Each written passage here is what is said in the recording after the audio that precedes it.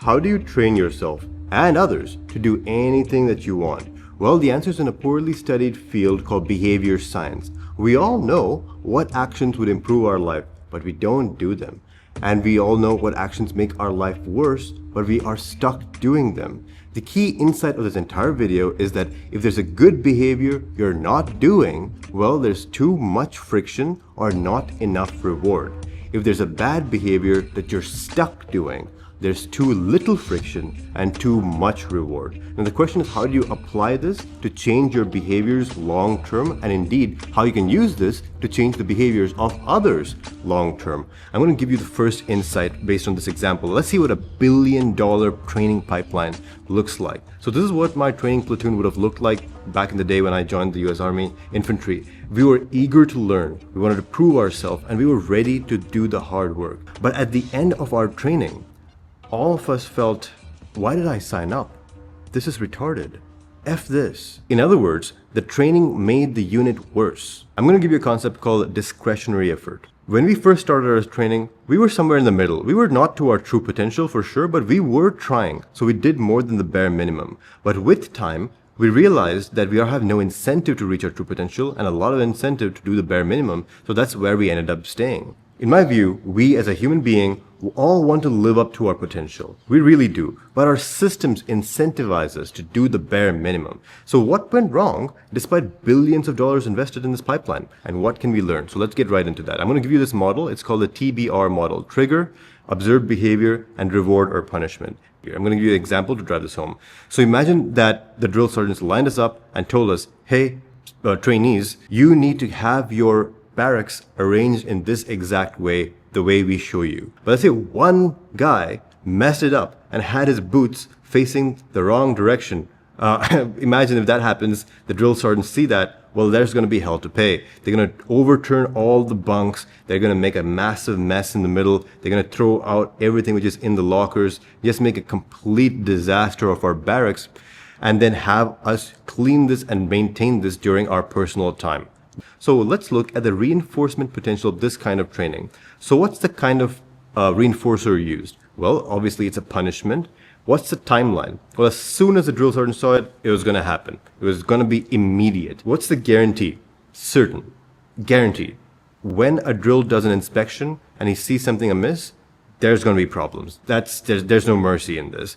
And what about the frequency? Well, drills do walkthroughs multiple times a day, so at hourly basis pretty much. So what's the total reinforcement score? 3 out of 4. Is 3 out of 4 good enough? Well, technically yes. You can run a training program based on a 3 out of 4 score, but it gets worse. So I'm going to give you this example of the dog collar. You all know what a dog collar is. You put a shock collar, not a dog collar, shock collar.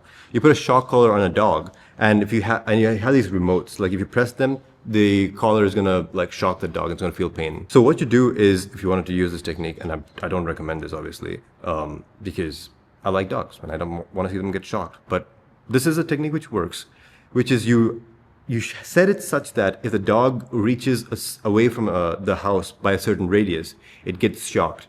And if you do this right, then what's going to happen is the dog is going to associate distance from the house as a source of pain. At that point, its behavior is conditioned to avoid going past a certain threshold. Now imagine that you had 2 remotes for this shock collar system, and you didn't realize it, but one of the remotes you just left laying around, and you had a neighbor's kid come over, and he steals the remote, goes and takes it to his home. He doesn't really know what it does, but whenever he gets bored, he would just like hit that button. What would happen to your dogs? Imagine you're a dog, you're just living your life, you're eating treats, you get shocked. You're drinking water, get shocked. You're playing, chasing the butterflies, get shocked. Out of nowhere. No cause and effect relationship between the pain and the action that you're doing. When this happens, psychosis ensues. It's true for dogs, it's true for human beings, it's true for anything which has any kind of sentience. So dogs will no longer respond to the conditioned response that you had created, and that's exactly what happened during basic training. At some point, the punishments were random. So the timeline became random rather than immediate. The guarantee was random, like no matter what you did, whether you did good or bad, you might get punished. Frequency was also randomized. So we had a negative, random reinforcer. Of course it didn't work because the reinforcement potential dropped to zero. And so when the drill said be disciplined, it meant nothing to us. We didn't care because we know that no matter what we did, we would get punished. But Carl, I'm not in the military. How does this apply to me? I got you. Well, think about this, right?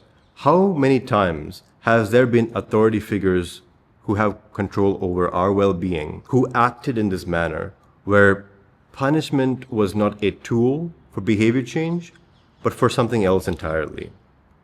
That happens, doesn't it? I mean, hell, some of us, sadly, have parents or guardian figures who have used tactics like this. And if you think about the school system, how much of what we do comes from the fear of punishment rather than the hope of reinforcement? Even as an adult, our reward architecture is based on pain. Think about this, right? How many times do you do things because you're afraid of getting told off at work, fear of letting others down, not hitting deadlines and targets? Always the threat of pain, the threat of humiliation, the threat of letting people down, the threat of status lowering. All these things, all these pains, what drives us. I want to live in a world where people do things because they want to, not just because they have to. We all went through training that produced compliance rather than mastery. So this is a surprise then that we live below our potential. We're trained to do the bare minimum. Effort is something that we do to avoid pain. We're conditioned like this. Any additional effort was basically wasted, and excellence is a skill that we were just never taught to pursue. We were trained to seek external validation sources. Our love for the process itself, for excellence itself, was just never reinforced. It was always the end result only that had any reinforcer. So that's how we just think about everything in our life. But now we could say that it's not our fault, but it is our problem. And the conclusion I draw from all this is that no matter what your goal is, there is a better way to get there. Instead of using punishment and pain, let's use positive reinforcement. That's the synthesis of my values in this video. I'll show you that it can be done. Let's go to insight number 3. This is what my elementary school classroom would have looked like back in the day. I was not born in the US, I was born in India, and my parents moved to the US when I was young, and the school system was completely different priorities. In India, there was a strong emphasis, in fact, the only emphasis was on math and science. Reading was there, of course, we learned how to read, but it just wasn't important. There wasn't any prestige or status associated with it, nothing associated with it, really. So completely different ecosystem. And they had something called the Accelerated Reader Program. It was called AR. And what they did is they would take all the students' names, all the children's names, they would put them on like a little sticker, right? In this photo, it happens to be dolphins. I think they used like dogs or something in my elementary school. But either way, the point is they would start us off at the same starting point. And as the year progressed, you would jump stage by stage as your reading comprehension level improved. And this was like game changer for me. Like this was just not something I'd ever seen before as a child. First off, computers. Now, we had computers in India, but it was like a closely guarded thing. They did not give us free access to computers. But in my school in the US, it was the opposite. You could go to the computer lab anytime. All you got to do is sign your name or something. I forgot what the procedure was. But the point is, you can go to the computer lab anytime, sit on the computer, and the computer would give you these quizzes about the books that you read. The books had a number, you entered the number, and then you have the quiz. And it was like playing a video game. You could just go and interact with the computer and do these fun little quizzes at any time during the day. This is insane. We never had that in India. So it was a massive change and massive new trigger in my behavioral ecosystem. Not just this, as you progressed up the levels of reading, they would give you these little dog tags. You don't get physical gifts or presents in the Indian school system unless things have radically changed in the past 20 years plus. And then they had these levels of comprehension or levels of reading, and they were color coded like how they show here. You read the easy books first, you move to more intermediate books, and then you can access the more difficult books. And I don't remember what I read, right? But I remember how it made me feel. And we'll use this insight later. Just hold on. So you start off with relatively easier books like the Magic Treehouse series, which is banger. I love it. I love it. And then I read a lot of picture books, inventions and dinosaurs. And then I moved to more challenging books, which were actually full-length novels. And quick shout out to Mom. It wasn't just the AR system which got me reading. My mom would just buy me any book that I ever wanted. My father and mother were very disinclined to buy me video games or consoles or even allow me to watch TV. They hated it and they prevented me from doing it, and I resented them for it at the time. But now I have so much gratitude that they had the moral fortitude to not cave into their kids' tantrums and do what was right. So even till today, right, reading is an important part of my life. Books have shaped the way I see the world. Books like The Righteous Mind by Jonathan Haidt, a fantastic book on morality.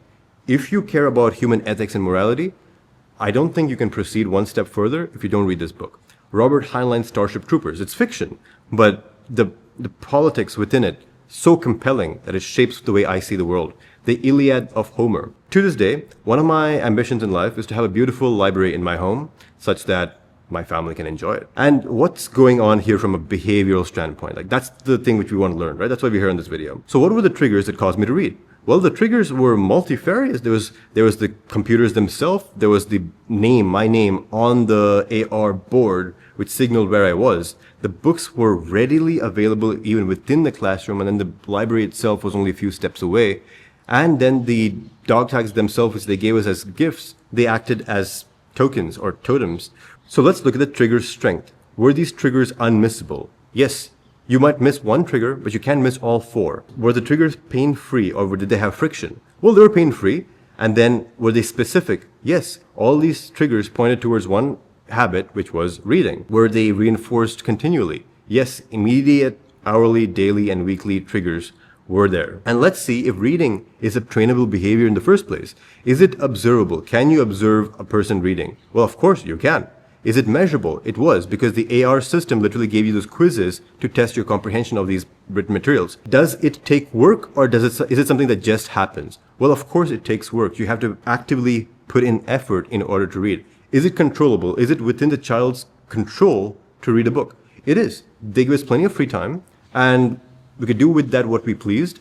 It so happened that they incentivized and structured the environment in such a way that reading became the natural choice, at least for me. And not for everybody, but we'll talk about that in a second. So what about the rewards? There was many rewards which went into this. First, the status and belonging style reward, as we talk about reward stacking, is, of course, they had our name and our progression on this board. Personal encouragement, hugely underrated, by the way. The teacher that I had, her name was Mrs. Morris, was such a good teacher, dude. I have so much of a debt to pay to the good teachers who are in my life. She took me under her arm, taught me to read, in a sense, enjoy reading, and taught me how to do the AR programs on the computer. None of these things I knew because the Indian school system just didn't have these things. Clear progression. You could see your comprehension level and access to more difficult books increase as you put more effort in.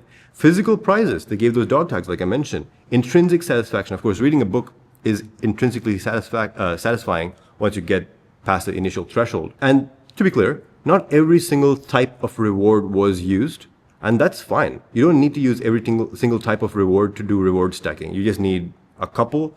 Even if you use one, but you do it really well, even that can be a successful reward stack. So let's look at the reinforcement potential of the AR program. What was the type of reinforcement? It was obviously rewards, multiple types of rewards. The timeline, immediate. As soon as you finish the quiz, you would get a score, and if you passed, you could take that to your teacher. Teacher will tally it and then increase your position on that ranking board, basically in real time. So immediate feedback, immediate reward. What was the guarantee? It was certain. Of course, if you did the work and you got the quiz grades, it's not that like the teacher is going to say no. It was not capricious. It was not arbitrary. And then in terms of frequency, literally you could do multiple quizzes in the same day and do multiple level ups in the same day. It was so rewarding to see this happen. So what was the total score of reinforcement? A solid 4 out of 4.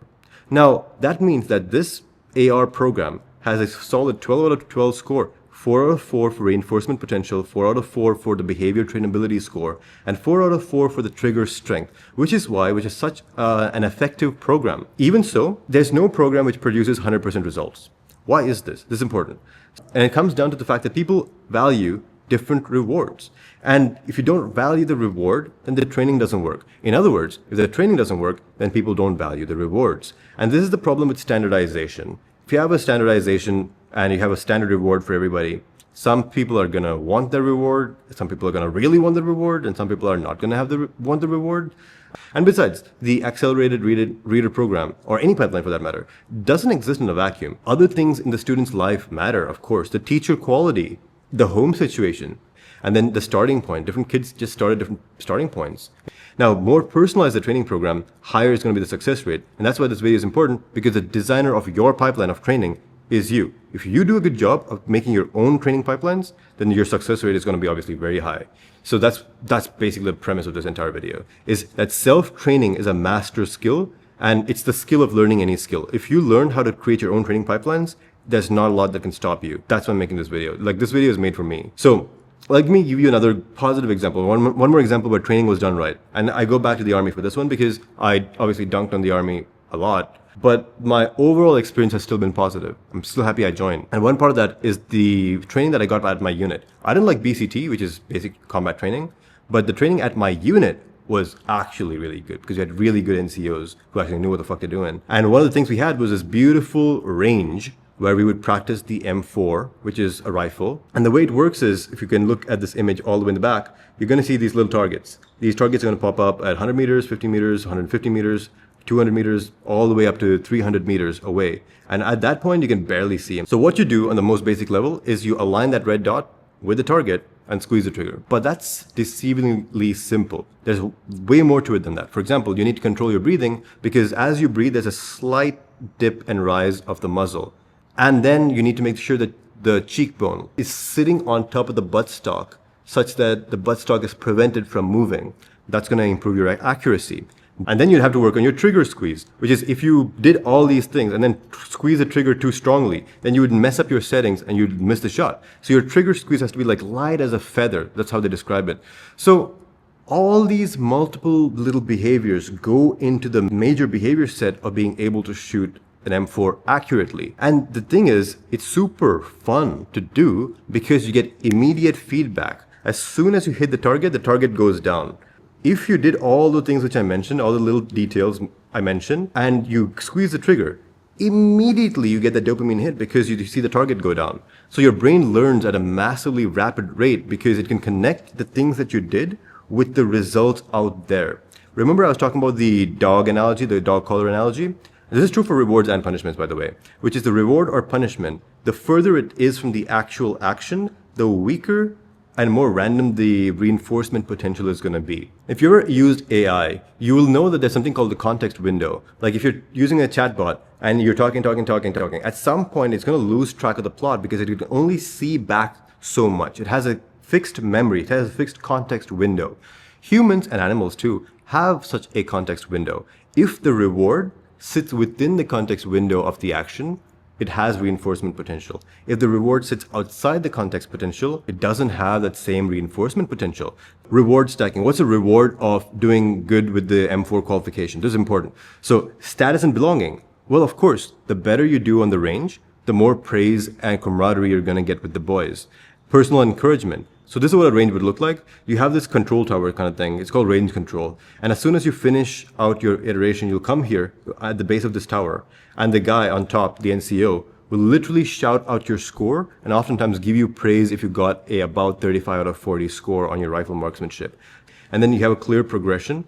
As you improve your rifleman skills, you're going to start off having no qualification. Then you get qualified as a marksman. As you do better, you'll get qualified as a sharpshooter. And if you do really good, then you get qualified as an expert. And then physical prizes. If you qualify expert, you get to wear this cool little badge upon your dress uniform. It looks, obviously it looks pretty cool, doesn't it? Of course, everybody wants this. And money. Yes, reinforcement from money does occur in this case because rifle marksmanship is one of the things you need for promotions. And of course, the more you get promoted, the more money you make. And then intrinsic satisfaction, like I said, as soon as you squeeze the trigger and you see the target go down, there's a reward in your brain, of course, because you put in effort and you got a result out of it. It feels intrinsically rewarding. And then power and autonomy. Here too, the rank structure helps.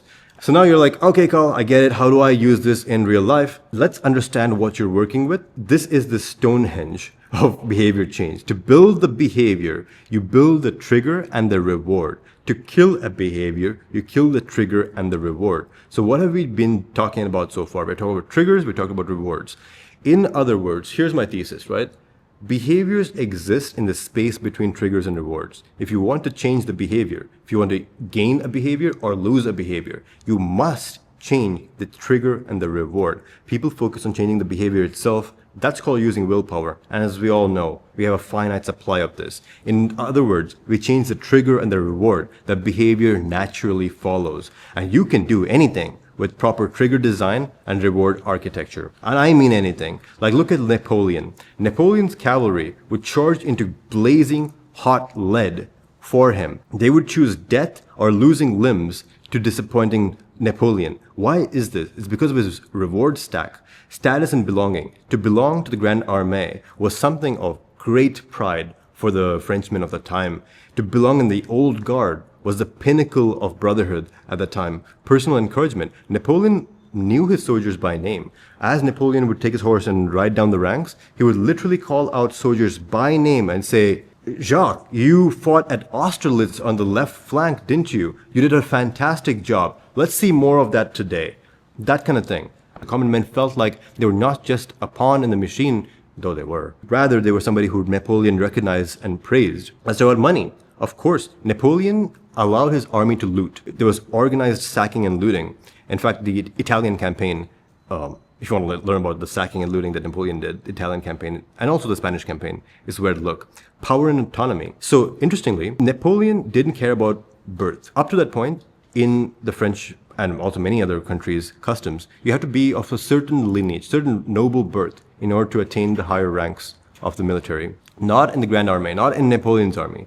Many of the key marshals of Napoleon, Davout, Bernadotte, Marshal Ney, all these gentlemen, they were not of noble birth. They were common soldiers who were so freaking good that they were recognized by Napoleon and elevated to the rank of marshal. This would never happen at any other time and in any other army. So you had massive power and autonomy boost by being loyal to Napoleon, something which people were just not used to at the time. Biological. Well, of course, if you were a soldier in Napoleon's army and the prestige and power which comes with it, mating resources become more accessible, of course.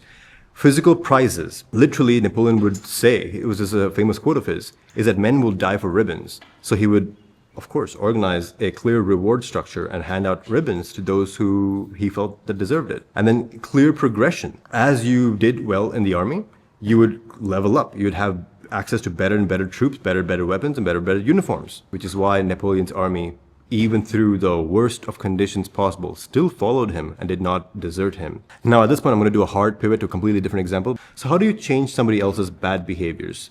You solve it through clear communication. So this is, when I was in college, I was dating this girl, amazing girl, by the way, but she was kind of messy, not going to lie.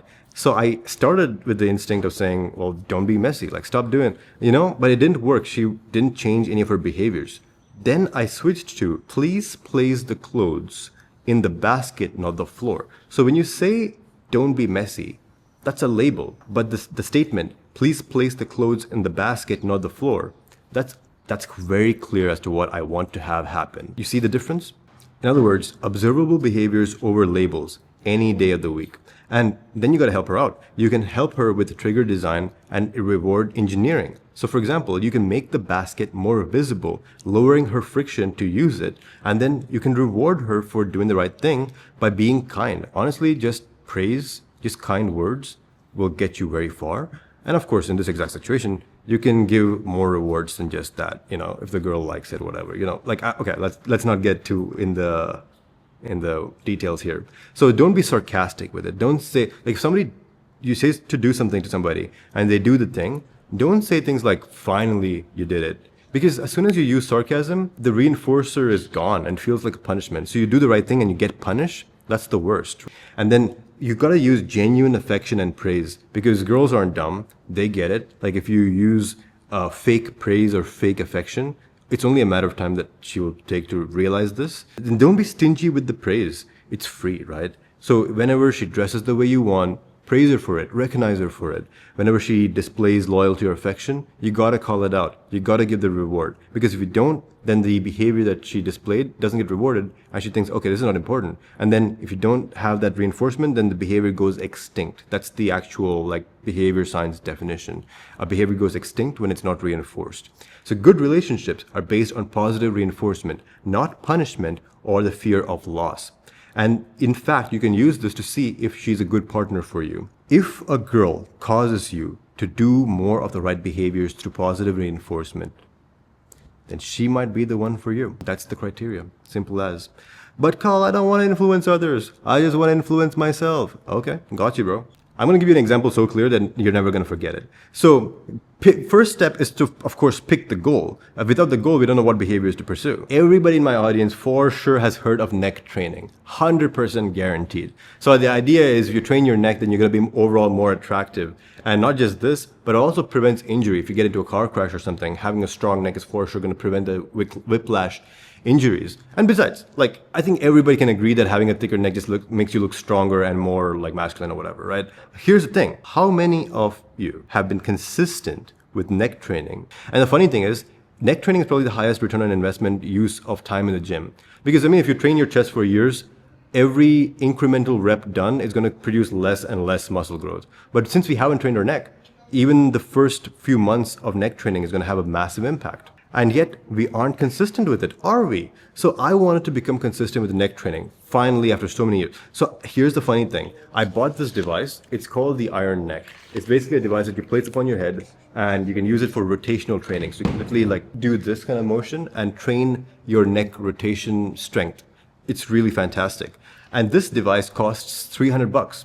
It's not cheap. This is a $300 device and I used it maybe a dozen times. And then it was in my wardrobe, just gathering dust. So what the hell?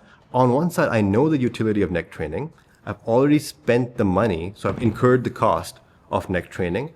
What's stopping me from just going and training my neck? Well, first of all, there's no trigger. I oftentimes just forget to take the neck harness. And then once I'm in the gym, I'm like, man, I'm not going to go back to get it. So I just skip the neck workout. The second thing is the design of this thing. So if you can see this clearly, I don't know how well you can see it, but there's cushion on the top side, so on the forehead side, and there's a cushion on the back side as well. But there's no cushion on the sides. So when you do a neck twist, what happens is the hard plastic presses on the side of your head if the weight's on the other side. So if you have 30, 40 pounds pressing against the side of your head, that's obviously kind of painful. And now obviously I can say something like, be a man, like get tough, endure the pain, and train your neck. But the fact was, I just wasn't doing it. It just wasn't rewarding. So here's what I did. I realized that the reason why I wasn't doing the neck training was because there was too much friction and too much pain. So I literally just fixed that using these foam pads. So I attached foam pads to the sides of my iron neck, and that single change has made all the difference. So let's study this from the behavior science perspective.